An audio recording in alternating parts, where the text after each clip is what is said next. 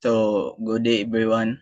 Karon ato himutag solution about sa ITD 2026 ticketing, different ticket types, same method using polymorphism in Python. So, ang polymorphism dino is na siya ilain nga class or object, but ang iyang gigamit na method is parihara. So, nato example diri sa nga code using polymorphism.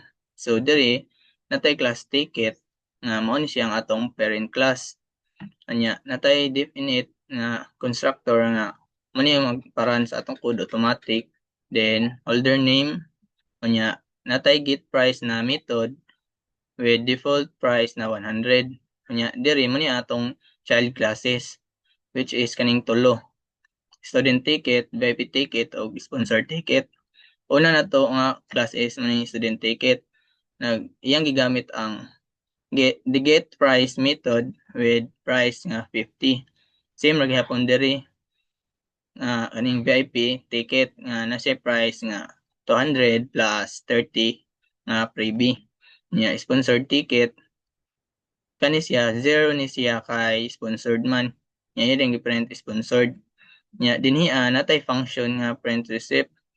Nya iyang giprint ang receipt, holder, ticket type, print nya price, nya kani murag kibali maning endpoint kada class style na ni.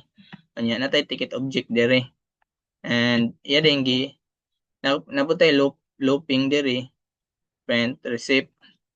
So ato sa ni ko ang kaning ko niya dire, ang kaning holder si kibali ang masudra mo ni sila kaning Shane, Kent og Joyboy. Nya ticket type kaning sponsor ticket, nya VIP ticket o student ticket.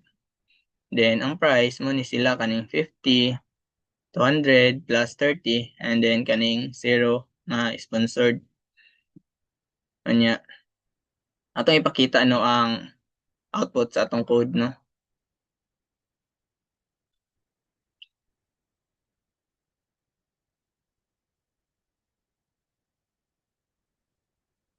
So makita man nato dire no nga ang holder nga pangalan is si Shane, nya ticket type student ticket, nya siya price nga 50.